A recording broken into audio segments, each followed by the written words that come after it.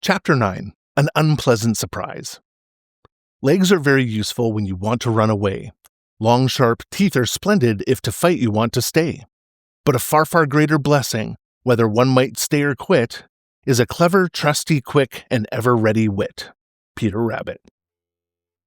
Peter Rabbit sat in a snug hiding place in the old pasture and thought over what he had found out about the strange rabbit whose tracks he had followed.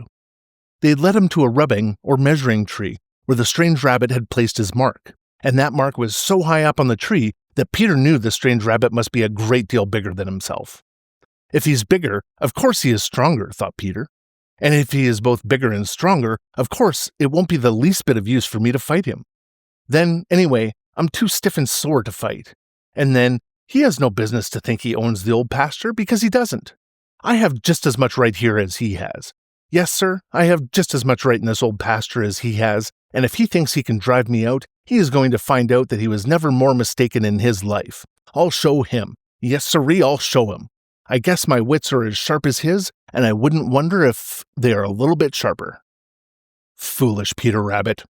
There he was boasting and bragging to himself of what he would do to someone who he hadn't even seen, all because he found a sign that told him the old pasture, in which he had made up his mind to make his new home, was already the home of someone else.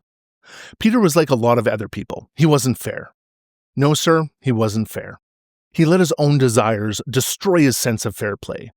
It was all right for him to put up signs in the dear old briar patch in the green forest, warning other rabbits that they must keep away, but it was all wrong for another rabbit to do the same thing in the old pasture.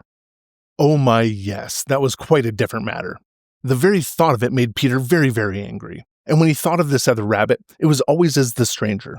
That shows just how unfair Peter was, because, you see, Peter himself was really the stranger. It was his first visit to the old pasture, while it was very plain that the other had lived there for some time. But Peter couldn't or wouldn't see that. He had counted so much on having the old pasture to himself and doing as he pleased, that he was too upset and disappointed to be fair. If the other rabbit had been smaller than he, well, that might have made a difference. The truth is, Peter was just a wee bit afraid. And perhaps it was that wee bit of fear that made him unfair and unjust. Anyway, the longer he sat and thought about it, the angrier he grew, and the more he bragged and boasted to himself about what he would do. I'll just keep out of sight until my wounds are healed, and then we'll see who owns the old pasture, thought Peter. No sooner had the thought popped into his head than he received a surprise, such an unpleasant surprise. It was 3 heavy thumps right behind him. Peter knew what that meant. Of course he knew. It meant that he must run or fight. It meant that he had been so busy thinking about how smart he was going to be that he had forgotten to cover his own tracks, and so the maker of the big tracks had followed and found him out. Thump, thump, thump. There it was again. Peter knew by the sound of it that there was no use to stay and fight, especially when he was so sore and stiff. There was nothing to do but run away. He simply had to. And that is just what he did do, while his eyes were filled with tears of rage and bitterness.